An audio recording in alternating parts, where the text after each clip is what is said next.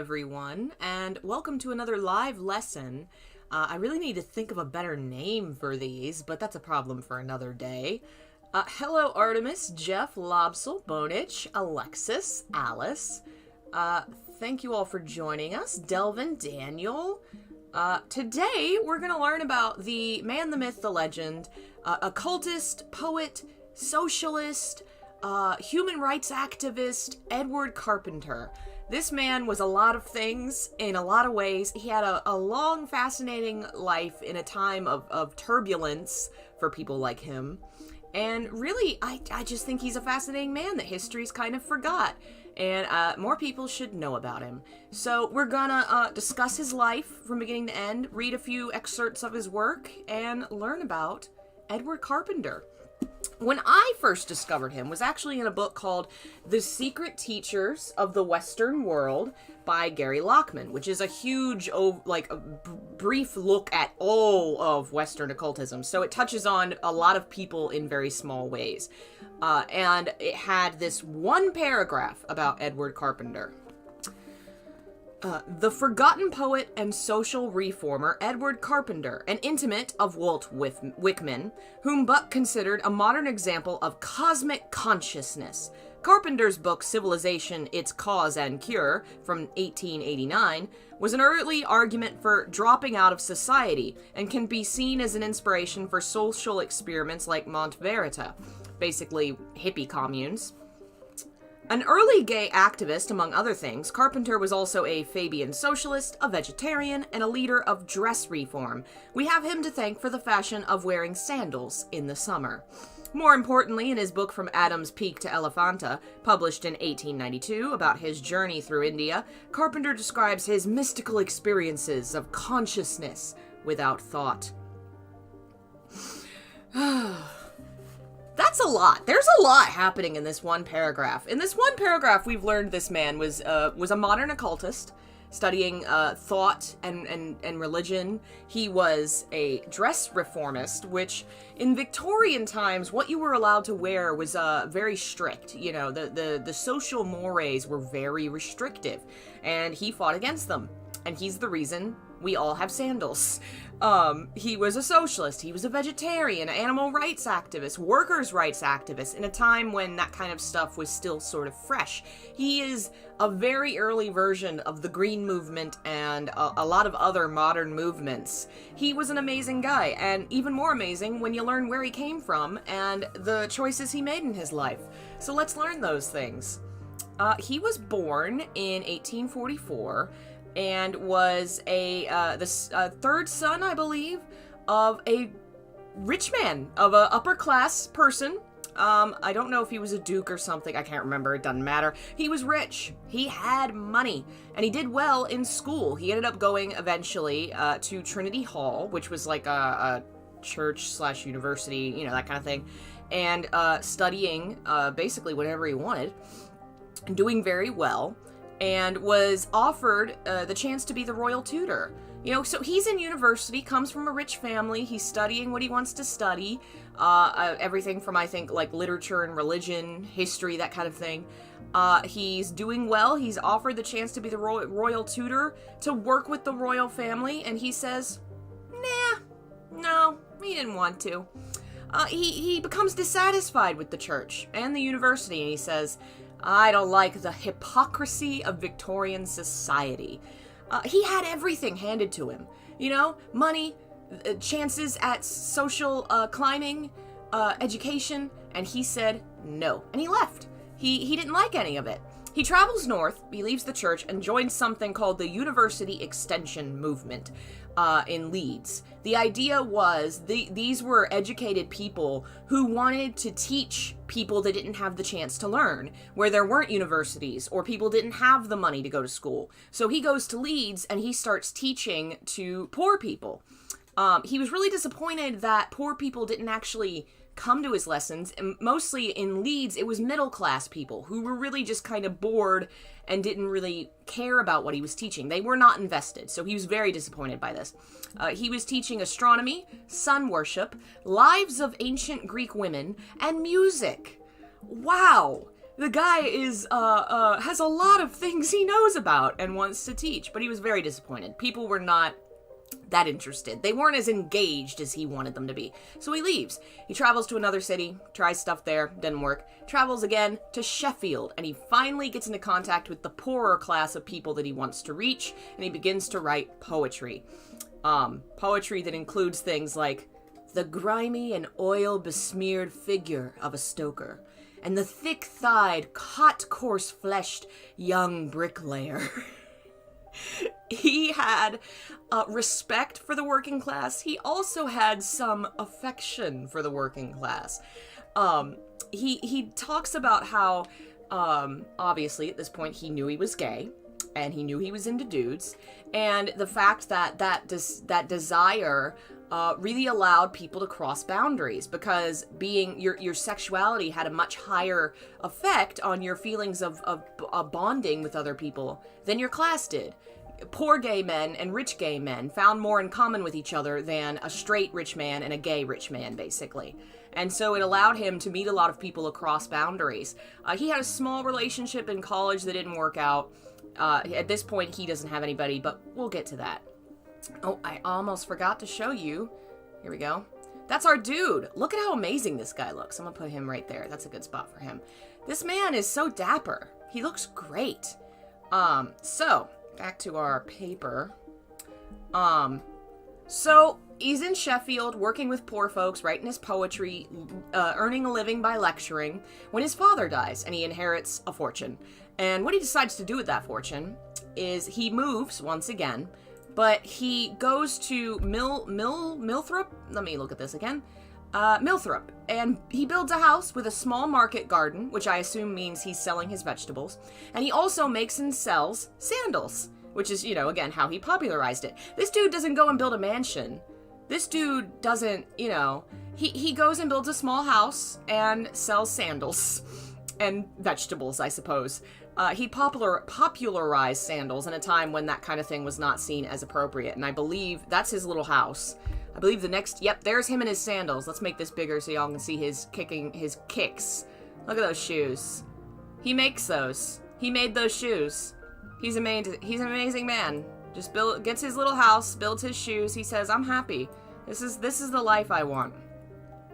As he gets older, he became increasingly radical, something that you don't always associate with old age. He becomes a socialist and joins different socialist groups and fights for the rights of workers and the rights of different folks. Thank you so much, Alice, for joining normal mode. Thank you so much for becoming a member. He had a lot of connections with other people in that time period who were also writers, activists. Annie Besant's a big one, who I've discussed before. She was also an occultist. She was an early women's rights activist, an early Ireland independence activist. She was very, very cool. Of course, he was very close to Walt Whitman, the poet and gay activist-ish. I don't know that it's ever confirmed, but he read Walt Whitman's poetry and said that he was a changed man after he read it, which... He was very inspired by Hinduism. He traveled to India around this time and met with some gurus and kind of learned to expand his consciousness, which the book discussed. He really liked the Bhagavad Gita, which is a very important Hindu text, and he really enjoyed his trip there. On the way back from India, he's on a train, and he meets a man.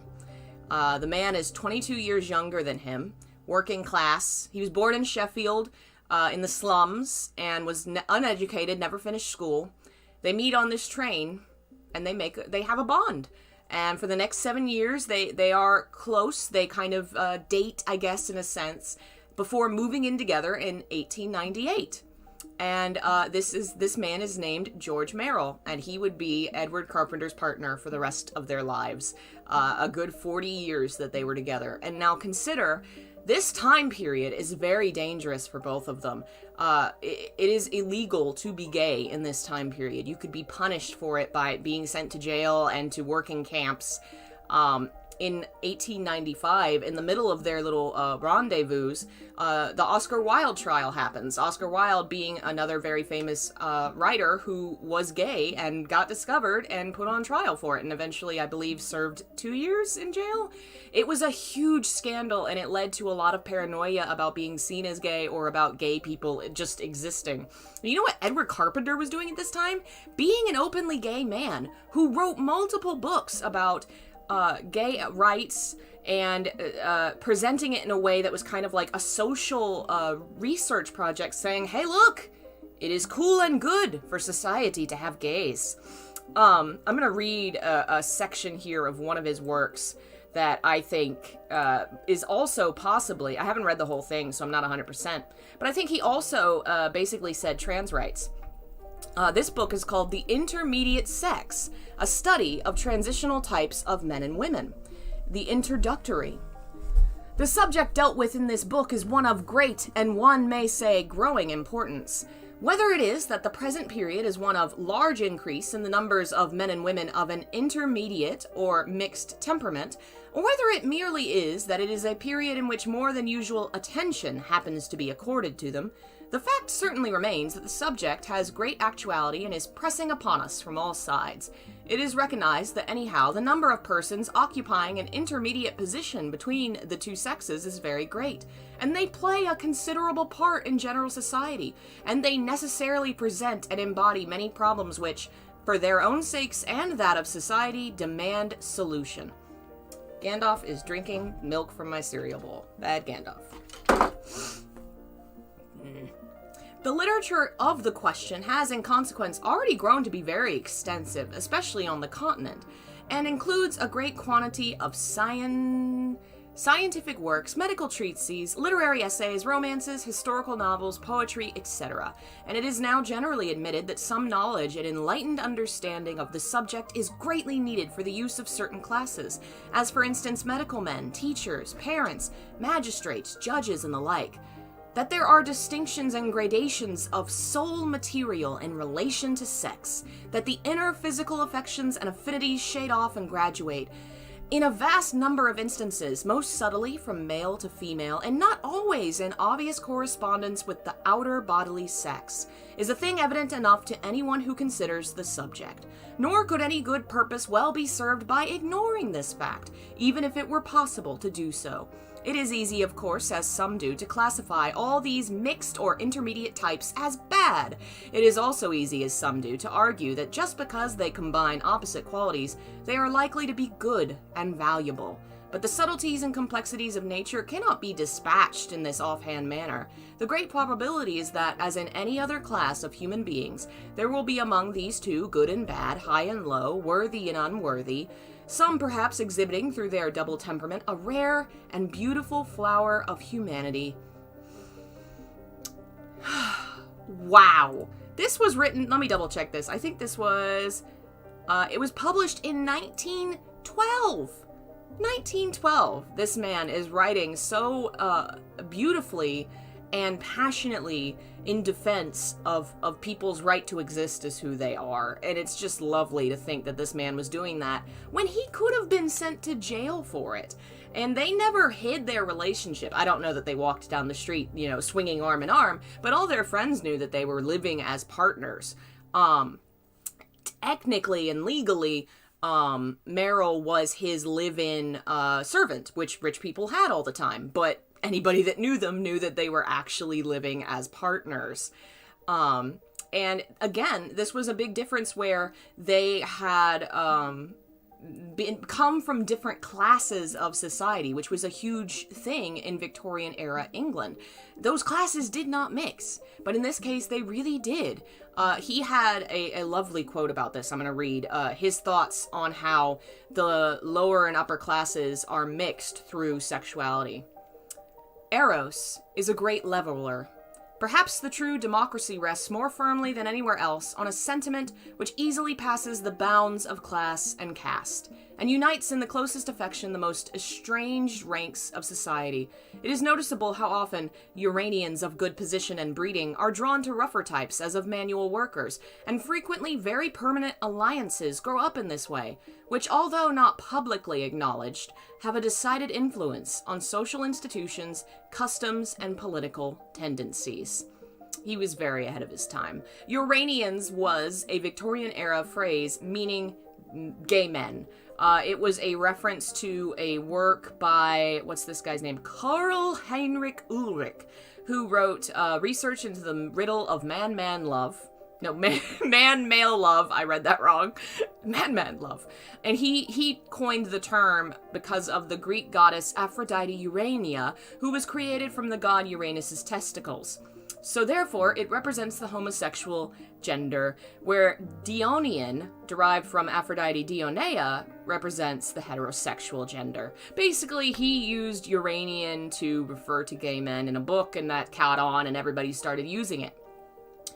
So they were life partners from 1891 to 1928, and they were openly gay to the point that they influenced their friends, who were also writers and researchers and such. Most specifically, E.M. Forster, who was a famous writer. He was a straight man, he was married, but he was so moved by his friends' relationship, the partnership he saw in Edward and George. He wrote a book called Maurice, which was the story of two gay men from the rich class and poor class, their lives, and how they fell in love and got together.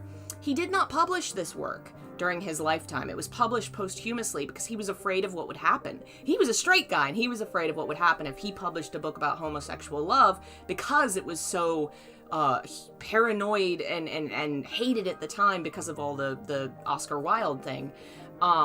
He actually insisted the book was going to have a happy ending. He said it had to have a happy ending, and that was part of his fear, was when you publish this kind of work, it was supposed to end tragically, because that kind of reinforced the idea that it's bad to be gay, because it's going to go wrong, or it can't be happy, or what have you. He wanted it to have a happy ending, which also led him to fear that publishing it would not be a smart idea. So it sat in his house for a while, and then his friends published it when he died.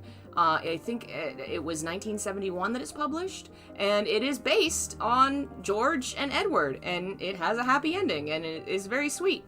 There's also a theory that Maurice, the manuscript, was read by D.H. Lawrence, another writer, who may have been, we're not sure, he may have been inspired by it in his own work, Lady Chatterley's Lover, which is between a man and a woman, but it's between a man and a woman of the upper and lower classes. So that may have inspired it.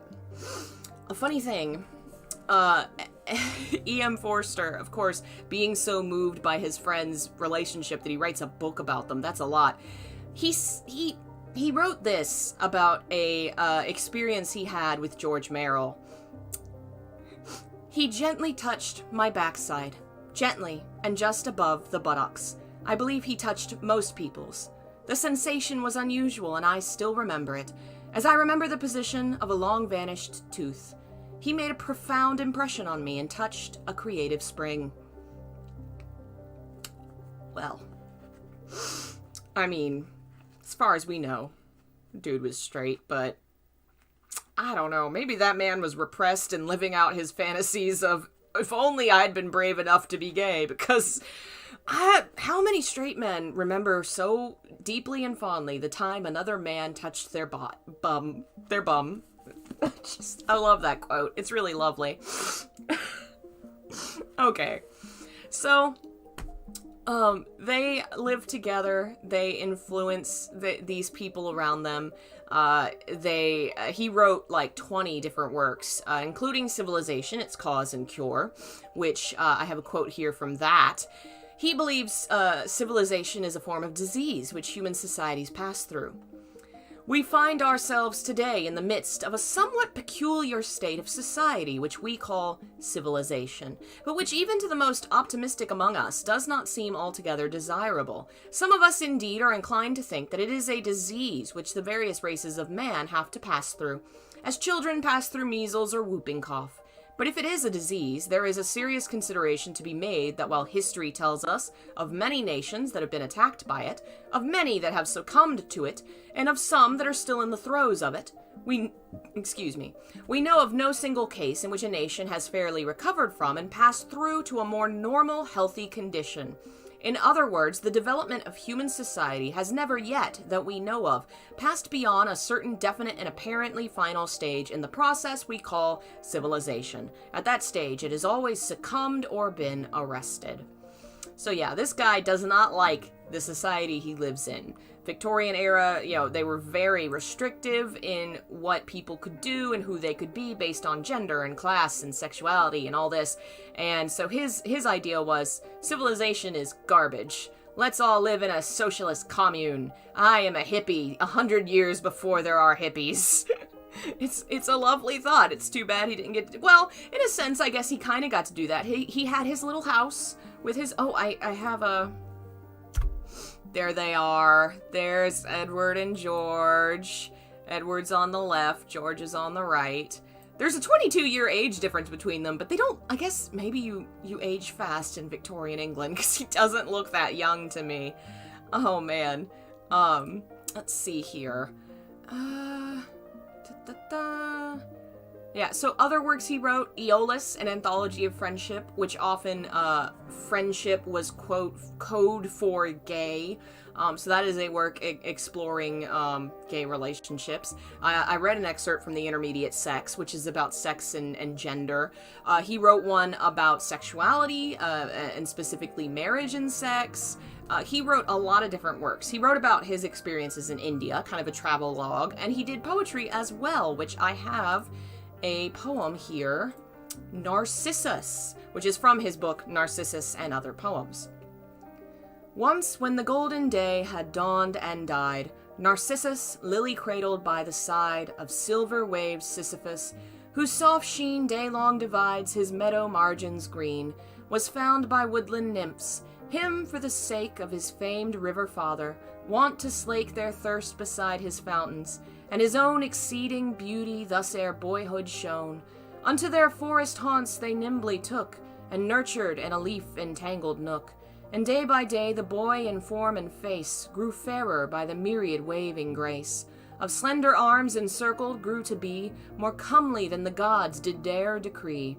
To mortal men before, his beauty was the beauty of a tall flower in the grass, where the golden hours glide one by one, steeped in sweet slumbers of the golden sun. A dream-fed beauty in those night-black eyes lay undiscovered realms of rich surprise, whereto the broad and overarching brows were like the entrance of a stately house, and round about the lips a light smile ran, that lingered there and would be gone in a span, but never far, so fair Endymion showed, to lonely-souled Selene when she glowed, all night above him in his land of rest, Latmos below the sun-illumined west. And all her thin and silver beauty turned to burnished gold as o'er his cloud-hung bed she yearned. Among the mountain gorges far withdrawn, unvisited save by the feet of dawn, where lofty lone Parnassus lifts his peak, supreme in snow, speckless of stain or streak, a white and dazzling wonder to defy the mid-noon splendor of the deep blue sky. There spreads a shelving lake. The valley there lays out its sunny slopes to light and air, crowned with eternal forest, fir and pine, with silver birch and maple intertwine. Dense clustered boughs and companies of beech, their suppliant red-tipped fingers heavenward reach. But all about, as if the earth in sport, ran riot of her riches, every sort of flowering shrub and dainty flower is seen to deck those lawny dells and coverts green. Their crimson-tipped anemone and white lily and asphodel glitter in the light. Blue fields of hyacinth spread lower down, the languid scents in luscious odors drown. Rose, mountain rowan, and acacia vie, each with the other to enchant the eye. Of way-worn shepherds, thick sown are the meads, with purple-petaled saffron and the reeds, with spears of yellow iris bloom are set, and modest flowers of blue marsh violet. This at the lower margin, but the lake where swift Sisyphus enters it doth take, more gloomy featuring, its flood is pent, within a black precipice rock rent, of bleak Parnassus. There the livelong day, behind an angle, weather-scraped and gray, scheduled in its blue mist-circled halls, a high foam-laden cataract falls and falls, and from the sunny margin far remote, sometimes at eventide, when every note of strenuous cicala chirping shrill is hushed and loud melodious birds are still, across the calm lake surface, wind unstirred, a low continuous sweet sound is heard, the music of the silver cataract in rhythmic pulse and soft repeated tact, sleep-laden for whoever listens long to that delicious far undying song, treads a dream-haunted labyrinthine ground and swiftly falls into forgetfulness profound. It goes on for quite a while. It's lovely, but it is essentially the story of Narcissus, the Greek figure, turned into an epic poem where it is how he showed up at the lake and fell in love with his own reflection. And what a character from myth for a gay man to choose. I mean, there was a lot of gay men in Greek mythology. No wonder this dude liked Greek mythology. But Narcissus is a man known for his love of the male figure, specifically himself. But it's a really lovely poem, and it goes on for quite a while. It's just beautiful. I really do enjoy his works. So he spent his life writing, researching, traveling, being openly himself, fighting for the rights of others, and living with the man he loved, and making and selling sandals.